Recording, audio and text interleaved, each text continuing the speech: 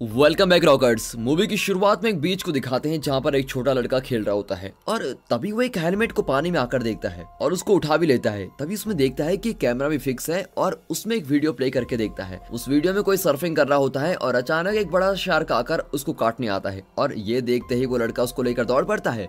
अब scene cut करके movie का टाइटल डालकर मूवी शुरू होती है। अब एक लड़की नैन्सी को दिखाते हैं जो एक लोकल टूर गाइड कार्लोस के साथ कार में जा रही है और वो लोग जंगल में जा रहे होते हैं। नैन्सी अपनी छुट्टी के दिनों को एंजॉय करने के लिए अपने एक फ्रेंड के साथ स्पेन आई हुई है। उसकी फ्रेंड को तो कोई अर्जेंट काम होता है इसलिए वो होटल में रुक जाती है और नैन्सी अकेले यहाँ जा रही होती है।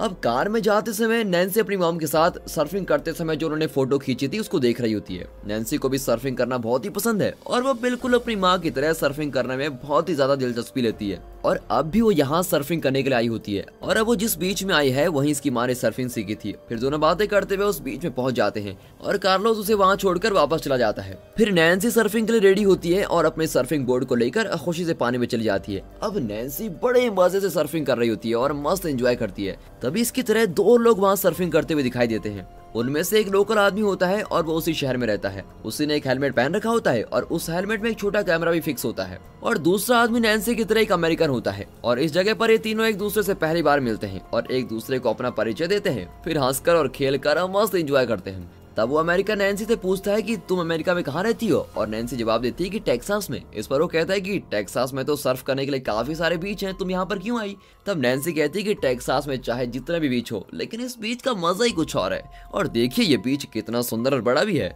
इस तरह वो उसको बताती है कि वो इस बीच को बहुत ही ज्यादा पसंद करती है और तब वो कहता है लेकिन इस बीच को कई लोग जानते नहीं है, तुम इस बीच के बारे में कैसे जानती हो। नैन्सी कहती है कि इसके बारे में मेरी माँ ने मुझसे कहा था। मेरी माँ एक बहुत ही अच्छी सर्फर है, उन्हें ये जगह बहुत ही ज्यादा पसंद है और उन्होंने यहीं पर सर्फिंग सीखी थी और इसी बीच की सुंदरता के बारे में उन्होंने ही मुझे बताया था। और तब वो कहता है कि अच्छा ठीक है, तुम संभल कर सर्फ करना। और ये कहकर दोनों चले जाते हैं और फिर नैन्सी भी उनको थैंक यू कहकर सर्फ करने के लिए चली जाती है। अब समुद्र में बड़ी बड़ी लहरें आती है और नैन्सी उन लहरों में जाकर बढ़िया सर्फिंग कर रही होती है, मस्त एंजॉय आराम से। और इसके इस टैलेंट को देखकर वो लोग तो चौंक ही जाते हैं और सोचते हैं कि ये देखने में तो कम उम्र की है पर सर्फिंग तो ये हमसे भी ज्यादा अच्छी कर लेती है। और फिर वो दोनों भी इसके साथ आकर मस्त एंजॉय करते हैं और सर्फ करने लगते हैं। लेकिन फिर नैन्सी तैरकर किनारे आ जाती है और वहाँ बैठकर अपनी माँ की तस्वीरों को देखने लगती है और तभी उसकी बहन वीडियो कॉल पर आती है। फिर वो बहन के साथ कुछ बातें करती है और अपने पापा के साथ भी बातें करती है और उसके पापा पूछते हैं कि आप कहाँ पर हो और क्या कर रही हो। और वो कहती है कि मैं तो यहाँ स्पेन में हूँ और माँ की फेवरेट बीच पर मस्त सर्फिंग कर रही हूँ।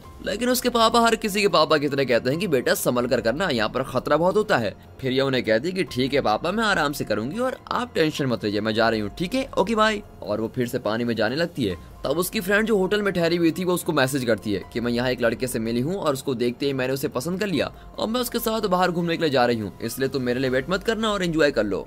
नैन्सी मैसेज पढ़ती है और फिर पानी में सर्फ करने के लिए चली जाती है। और तब वो दो सर्फर्स भी वहां आकर उसको कहते हैं कि अब तो लेट हो चुका है और कुछ देर में अंधेरा भी हो जाएगा, इस समय तो किनारे में पहुंचना ही सेफ होगा और तुम फिर से जा रही हो। इस पर नैन्सी कहती है कि मैं बस एक बार होके आती हूँ और फिर वापस आ जाऊंगी। अब ये कहकर वो समुद्र में जाती है और एक बड़ी लहर के लिए वेट कर रही होती है। तब वो पानी के अंदर कुछ देखती है जो उसकी तरफ आ रहा होता है और देखने पर पता चलता है कि वो डॉल्फिन्स का एक ग्रुप है और वो डॉल्फिन्स नैन्सी के ऊपर छलांग लगाते हुए उसको पार करके जाते हैं और इसको देखते हुए बहुत ही खुश हो जाती है। फिर वो उन डॉल्फिन्स को फॉलो करते हुए जाती है तो वहाँ पर एक बड़ा ब्लू व्हेल होता है और ये ब्लू व्हेल वहाँ मरकर अब पानी में तैर रहा होता है और उसको देखकर वो डर जाती है और वापस जाने के लिए वहाँ से निकलती है। और उसी समय वहाँ पर एक बड़ी लहर आती है और उसमें वो सर्फ करने लगती है और तब उस लहर में से एक बड़ा शार्क इसके पीछे आकर इसको धक्का दे देता है। अब इस धक्के से नैन्सी पानी के अंदर गिरकर एक बड़े पत्थर से टकरा जाती है और किसी तरह तैरकर वो फिर से ऊपर की तरफ आ जाती है। फिर किस चीज ने मुझे धक्का दिया होगा ये वो सोच रही होती है कि तभी वो शार्क उसके पैर को काट कर खींचने लगता है और उसके पैर से बहुत ही खून बह रहा होता है और पानी के अंदर से वो दर्द में तड़प तड़प कर चिल्लाने लगती है। और फिर वो शार्क के सर पर जोर से अपने पैर मारती है और जल्दी से ऊपर आ जाती है और फिर देखती है कि वहाँ से किनारा बहुत ही दूर है और दूसरी तरफ मरा हुआ ब्लू व्हेल भी वहाँ होता है। इसीलिए किसी तरह जान बचाने के लिए वो उस ब्लू व्हेल की तरफ जाती है और शार्क भी उसका पीछा करते करते पानी से बाहर आ रहा होता है। फिर वो तैरकर तुरंत ब्लू व्हेल की बॉडी के ऊपर चढ़कर बैठ जाती है और अब उसके पैर पर शार्क के काटने से घाव आया होता है और उसको बहुत ही खून बह रहा होता है। इसलिए खून को रोकने के लिए वो एक रस्सी को उस घाव पर बांध देती है और वो दर्द से काफी तड़प भी रही होती है। फिर वो किनारे में उन दो सर्फर्स को देखती है जो अपनी कार्स में चीजों को बांधकर वहां से निकल रहे होते हैं। अब उनको देखकर वो कहती है कि मुझे बचाओ मुझे बचाओ, लेकिन बेचारे वो उसकी आवाज ही नहीं सुनते क्योंकि ये बहुत दूर जो है। अब वो गाड़ी लेके निकल पड़ते हैं लेकिन फिर थोड़ी दूर जाने के बाद गाड़ी रोक देते हैं अब ये फिर से चिल्लाती है कि मैं यहाँ पर हूँ, प्लीज मुझे बचा लो। लेकिन अब भी उनमें से किसी को ये आवाज नहीं सुनाई दे रही होती है और उन्होंने गाड़ी इसलिए रोकी थी क्योंकि उनकी गाड़ी के नीचे कुछ फंस गया था। अब नैन्सी सोचने लगती है कि आगे करूं क्या, और तब वो पास में एक छोटी चट्टान को देखती है और शार्क भी उसकी तरफ तैर कर आ रहा होता है। और तब नैन्सी उस वेल से एक बड़ी छलांग लगाती है और उसी समय शार्क वेल पर जोर से टकराता है और उसी फोर्स से वो वेल भी पलट कर नीचे गिर जाता है। लेकिन सही वक्त पर छलांग लगाकर वो तैरते हुए उस चट्टान पर चढ़ जाती है। लेकिन किनारा अब भी चट्टान से काफी दूर है। लेकिन नैन्सी के पैर का घाव गहरा होता है और उसके पैर से स्किन पूरी तरह से निकल चुकी है। और तब उसे एक आइडिया आता है और वो अपने इयररिंग्स को निकालती है जो नुकीली होती है और उस इयररिंग की मदद से वो अपने पैर की चमड़ी को सिल देती है। और उसे सीते वक्त वो खुद को दिलासा देते हुए कह रही होती है कि दर्द नहीं होगा, कुछ नहीं होगा, बी पॉजिटिव। लेकिन उसे बहुत ही जबरदस्त दर्द हो रहा होता है और वो बेचारी दर्द में तड़प तड़प कर चिल्ला रही होती है। फिर किसी तरह वो चमड़ी सी भी लेती है और अपनी जैकेट निकालकर उस घाव पर बांध देती है। और अब अंधेरा भी हो जाता है और रात में वो उस चट्टान पर ही लेट जाती है। और जब ठंड लगती है तो उस घाव पर बंधे हुए जैकेट को निकालकर उसके एक स्लीव को फाड़कर वो घाव पर बांध देती है और बचे हुए जैकेट को खुद पहन लेती है। अब सोते समय उसको कुछ अजीब लगता है और उसके हाथ पर कुछ चढ़ रहा होता है और वो देखती है कि ये तो एक केकड़ा है जो उसके हाथ पर चढ़ रहा है। उसे भूख भी बहुत ज्यादा लगी है, इसलिए वो उस केकड़ को खा लेती है। लेकिन उसका टेस्ट इतना गंदा होता है कि उसको थूकना ही पड़ता है। और तब पास में पंछी आकर उस टूटी हुई चीज को खा लेता है। फिर वो पास ही में पानी में उसके सरबोर्ड को देखती है और सोचती है कि किसी तरह उसको लेकर मुझे यहाँ से बचकर जाना ही होगा। और फिर वो आसपास में देखकर पता करती है कि असल में वो शार्क कहाँ है और क्या वो अब तक अटैक करने के लिए वहीं पर है। लेकिन वो शार्क कहीं दिखाई नहीं दे रहा होता है और वो पानी में उतरकर तैरने लगती है। लेकिन वो शार्क कहीं गया नहीं होता बल्कि वहीं पर तैरता फिरता है। और जैसे ही वो नैन्सी के सामने आता है तो नैन्सी फिर से तैरकर उसी चट्टान के ऊपर चढ़ जाती है। ये शार्क मुझे अब छोड़ने वाला नहीं है, ये सोचते हुए वो किनारे को देखती रहती है। और फिर किनारे पर वो एक इंसान को लेटे हुए देखती है और उसको देखते हुए वो जोर से चिल्लाकर कहती है कि हे, मैं यहाँ पर हूँ, मुझे बचा लो। और उसकी आवाज को सुनकर वो आदमी जाग जाता है और उसके हाथ में एक बियर की बोतल भी होती है। लगता है वो शराबी है और नशे में यहाँ पर पड़ा हुआ है। लेकिन वो नैन्सी को हाथ हिलाते हुए देख लेता है। वो कहती है कि हे प्लीज पुलिस को कॉल करो और मुझे बचा लो। और नशे में होकर भी वो समझ लेता है कि नैन्सी क्या कहना चाहती है और वो जाकर नैन्सी के बैग से फोन निकालता है। अब नैन्सी का मन भी हल्का होता है कि चलो मेरी हेल्प करने के लिए कोई तो है। लेकिन असल में ये होता नहीं है। नैन्सी ने अपना बैग किनारे पर ही छोड़ा हुआ है और उसके बैग में उसका फोन है और उसको निकालकर वो आदमी पुलिस को फोन करने के बजाय वहाँ से उसको लेकर भाग जाता है। लगता है वो एक चोर है। और यही नहीं, वो बैग में से सारे पैसे भी लेकर निकल पड़ता है। और उसको देखकर नैन्सी चौंक जाती है और कहती है कि तुम मेरी सारी चीजों को अपने पास रख लो, लेकिन प्लीज किसी को बुलाकर मुझे बचा लो। लेकिन उसकी बातों पर वो जरा भी ध्यान नहीं देता और वो वहां से चला जाता है। अब चोरी यहाँ खत्म नहीं हुई। वो चोर अब सरबोर्ड को देख लेता है और कहता है कि इस चीज को छोड़कर क्यों जाऊं जब मुफ्त में मिल रही है। और इसके लिए वो पानी में जाकर तैरता है। और ये देखकर नैन्सी चिल्लाते हुए कहती है कि पानी में मत जाओ, वहाँ पर शार्क है, वापस चले आओ। लेकिन आपको तो पता ही है दोस्तों कि लालच कितनी बुरी बला है और इसी लालच के चक्कर में वो पानी में चला जाता है। अब कुछ समय बाद नैन्सी एकदम से चौंक कर वहाँ देख रही होती है और फिर देखती है कि उस शार्क ने उस आदमी के 2 टुकड़े कर दिए हैं और उसका शरीर किनारे पर पड़ा हुआ है। और उसे देखकर नैन्सी बिल्कुल रोने लगती है। अब यहाँ पर दोपहर हो जाती है और वो 2 सर्फर्स यहाँ पर सर्फिंग करने के लिए आते हैं और उन्हें देखते ही मुझे बचा लो, मुझे बचा लो, ये कहकर नैन्सी चिल्लाने लगती है और उनसे ये भी कहती है कि तुम वापस चले जाओ, पानी में शार्क है। और नैन्सी को देखते ही उनमें से एक सर्फर इसके पास आने लगता है और दूसरा सर्फर कहता है कि मैं किसी और को बुला के लेके आता हूँ। अब नैन्सी की धड़कनें बहुत तेज होती हैं और अब आगे क्या होगा ये सोचकर वो घबराई हुई रहती है। तभी अचानक शार्क पानी में छलांग मारते हुए एक सर्फर को पानी में पकड़ लेता है और इससे दूसरा सर्फर बहुत घबरा जाता है और वो नैन्सी की तरफ आने लगता है। और उसी समय एक बड़ी लहर आती है और वो सर्फर गायब हो जाता है और नैन्सी उसको ढूंढने लगती है। तब वो सर्फर उसके पीछे से उस चट्टान पर चढ़ने लगता है। फिर नैन्सी उसको बचाने की कोशिश करती है, लेकिन तब शार्क उस सर्फर को भी खींचकर अंदर लेके चल जाता है। अब नैन्सी घबराते हुए पानी देख रही होती है। तब वो शार्क उसके पीछे बोर्ड को 2 टुकड़ों में तोड़ देता है और तब नैन्सी को लगता है कि शार्क उसको धमका रहा है कि अगर पानी में उतरोगे तो तुम्हारा भी यही हाल होगा। और फिर नैन्सी वहीं पर लेट जाती है और उसे कुछ समझ ही नहीं आ रहा होता है कि करूं क्या, कोई तो यहाँ पर आ भी नहीं रहा है मेरी मदद करने के लिए। अब शार्क भी उसके आसपास ही तैरता रहता है। अब नैन्सी के पास एक पंछी खड़ा रहता है और वो बेचारा उड़ नहीं पाता क्योंकि उसके एक पंख में घाव है। और अब क्योंकि नैन्सी एक ऑर्थो मेडिकल स्टूडेंट है और वो उस घाव को ठीक करना भी जानती है और वो उस पंछी के दर्द को मिटाने के लिए उसकी हेल्प करती है। फिर वो उस सर्फर के हेलमेट को पानी में देखती है जिसमें कैमरा भी लगा हुआ है और वो तय करती है कि किसी तरह उस हेलमेट को निकालना ही होगा। लेकिन शार्क उसके आसपास घूम रहा है और तब उसे एक आइडिया आता है। उसके पास वॉच होती है और वो ये पता करती है कि शार्क को उस तक पहुंचने के लिए कितना समय लगेगा और चेक करने पर पता लगता है कि 32 सेकंड, यानी कि शार्क अब जहां पर है वहां से नैन्सी के पास आने के लिए 32 सेकंड लगेंगे। और फिर शार्क जैसे उससे दूर जाता है वो जल्दी से टाइमर सेट कर लेती है और उस हेलमेट को निकालने के लिए उसके पास जाती है।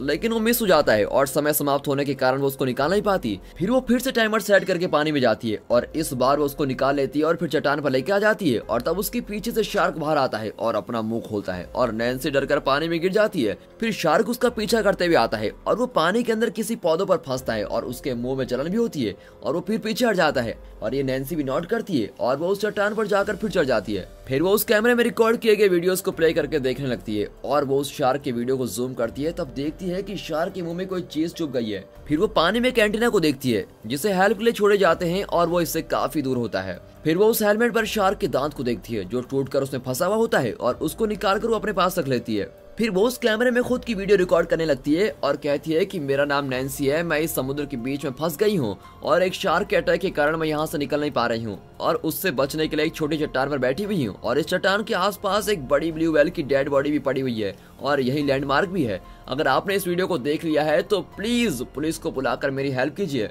मैंने 2 दिन से कुछ भी नहीं खाया है और यहीं पर बचकर बैठी हुई हूँ। मेरे पैर पर शार्क ने काट लिया है और बहुत खून भी बह रहा है, प्लीज मेरी मदद कीजिए। और अगर आप लोग मुझे बचा नहीं पाएंगे और अगर मैं जिंदा नहीं रही तो इस वीडियो को प्लीज टेक्सास से मेरी फैमिली तक पहुंचा देना और यही मेरी आखिरी इच्छा भी है। अब इस तरह से उदास होकर वो बेचारी वीडियो रिकॉर्ड करती है और उसको पानी में दूर फेंक देती है। अब वो हिम्मत जुटाकर सामने वाले एंटीना तक किसी तरह पहुंचने की कोशिश करती है लेकिन वो शार्क भी इसके पास तैरता ही रहता है। अब उसके सामने और भी मुसीबत आकर खड़ी होती है और वो ये है कि उसके रास्ते में काफी जेलीफिश भी है और प्रॉब्लम यह है कि जेलीफिश अगर नैन्सी की स्किन को टच करते हैं तो स्किन में बहुत जलन महसूस होगी। लेकिन फिर वो इस सिचुएशन का फायदा उठा लेती है। वो सोचती है कि पिछली बार जब शार्क पौधे पर फंसा था तो उसको जलन हुई थी, तो ठीक वैसे ही अगर जेलीफिश शार्क को टकराएगी तो उसको जलन होगी। और फिर वो तय करती है कि शार्क को इन जेलीफिश के बीच में फंसाकर वो उस एंटीना तक पहुंच जाएगी और वो सही वक्त पर पानी में जाती है और तैरते हुए उन जेलीफिश के बीच से उन्हें टच किए बिना संभल कर जाती है। लेकिन गलती से वो एक बड़ी जेलीफिश को टच कर लेती है और उससे होने वाली जलन से उसको और तड़प होती है और शार्क भी इसके पीछे आ रहा होता है और वो किसी तरह तैरकर एंटीना के पास जाने लगती है। और जैसे ही वो एंटीना के पास पहुंचती है तो शार्क नीचे से उस एंटीना को धक्का देता है और वो हैंडल टूटकर नैन्सी पानी में गिर जाती है। लेकिन ये अभी भी शार्क का शिकार नहीं बनती बल्कि वो उस हैंडल को शार्क के सर पर जोर से चुबा देती है। अब शार्क उस दर्द से परेशान होकर वहां से चला जाता है और इस सिचुएशन को यूज करके वो एंटीना पर चढ़ जाती है और सेफ रहती है।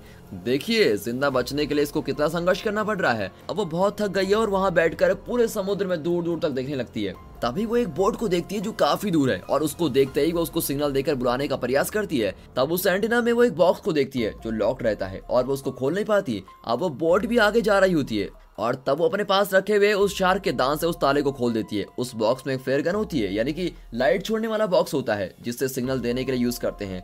लेकिन उस बॉक्स को खोलते ही उसके बुलेट्स पानी में गिर जाते हैं और सिर्फ बंदूक ही रहती है। लेकिन उसमें एक बुलेट बच जाती है और उससे वो शूट करती है पर वो हवा में जाने के बदले पानी में गिरकर फुस हो जाता है। और अब क्या करें ये सोचते हुए वो मेहनत से पानी में जाकर दूसरे बुलेट को निकालती है और बंदूक को लोड करके शूट करती है। वो सिग्नल अब ऊपर जाता है लेकिन वहां से फिर पानी में चला जाता है और उस बोट में बैठे लोगों को वो दिखाई नहीं देता और वो बोट भी वहां से चली जाती है। और ये देखकर नैन्सी बहुत ही ज्यादा अपसेट हो जाती है कि मैं करूं क्या, हर कोशिश नाकामयाब हो रही है। और उसी समय वो हेलमेट यहाँ किनारे पहुंच जाता है और शुरुआत के सीन में दिखाया गया छोटा लड़का वहाँ खेलते समय उस हेलमेट को देखता है और उसे लेकर उसमें नैन्सी की रिकॉर्ड की भी वीडियो प्ले करता है और उसको लेकर भाग जाता है। अब यहाँ शार्क नैन्सी को बिना छोड़े उसका पीछा करके उसको परेशान करता रहता है और तब वो फ्लेयर गन से शार्क को शूट करके उसको भगाती है और वो भी उस ब्लू व्हेल के पास चला जाता है। लेकिन वो व्हेल के पास जाते ही झट से पलटकर फिर नैन्सी के पास आने लगता है और तब उसे कुछ याद आता है। असल में ब्लू व्हेल का खून जलनशील होता है यानी कि व्हेल के खून को आग लगाने के लिए प्रयोग किया जाता है और पेट्रोल के आविष्कार करने से पहले लोग व्हेल के खून को ही आग जलाने के लिए यूज किया करते थे। और अब उस शार्क के पूरे शरीर पर व्हेल का खून लगा होता है और इसीलिए वो अपने फ्लेयर गन से उस शार्क को शूट कर देती है और वो भी जलने लगता है। लेकिन चौंकाने वाली बात तो यह है कि आग लगने के बाद भी वो काफी ऊपर ऐसी छलांग लगाता है कि वो आकर दूसरी तरफ गिरता है और खुद के शरीर पर लगी हुई आग को बुझा लेता है। सोचिए कितना दिमाग वाला शार्क है। अब शार्क गुस्से में उस एंटीना को पकड़कर जोर से हिलाता है और वो भी पलट जाता है और नैन्सी पानी में गिरती है। फिर वो एंटीना के ऊपर वाले हिस्से को पकड़कर चढ़ती है और माउंट से बचने के लिए आसपास देखती रहती है। और तब शार्क नीचे से नैन्सी को काटने आता है और उस एंटीना के रॉड्स को काटना शुरू करता है और उसके काटने से सारे रॉड्स भी टूटकर गिरने लगते हैं। फिर नैन्सी उसके चेहरे पर जोर जोर से लात मारती है और इतने किक्स मारती है कि वो वहां से चला जाता है। अब वो पानी के अंदर देखती है तो वहाँ उस एंटीना को पकड़ कर रखने वाला लंगर होता है और उसमें कई नुकीली रॉड्स भी होती हैं। अब वो उस लंगर से फिक्स किए गए एंटीना के रॉड को तोड़कर अपने हाथ में पकड़ लेती है और वो रॉड्स उसे पानी के अंदर खींचते हैं और वो भी उसको पकड़कर नीचे जाने लगती है। और फिर वो लंगर के पास पहुंचते ही वो जल्दी से हट जाती है और तब उसके पीछे से फोर्स से आने वाला शार्क सीधे उस लंगर के रॉड्स पर गिर जाता है और वो रॉड्स उसके मुंह से होकर पेट से बाहर निकलती है। फिर वो शार्क वहीं मर जाता है और फाइनली नैन्सी शार्क से बच जाती है। अब यहाँ वो छोटा लड़का अपने पापा के साथ वहाँ आता है और ये और कोई नहीं बल्कि नैन्सी का टूर गाइड कार्लोस है। वहाँ आने पर वो एक डेड बॉडी को देखता है और वो नैन्सी का नहीं बल्कि उस शराबी की बॉडी है जिसे शार्क ने काट कर फेंका था। और फिर उसका बेटा पानी में किसी को देखकर चिल्लाता है और वो कार्लोस को वहाँ बुलाता है। फिर वो जल्दी से वहाँ जाकर देखता है तो वो नैन्सी होती है। वो उसे जल्दी किनारे तक लेके आता है और उसके बेटे को किसी को वहाँ बुलाकर लाने को कहता है और फिर कार्लोस नैन्सी को फर्स्ट एड देता है और फिर नैन्सी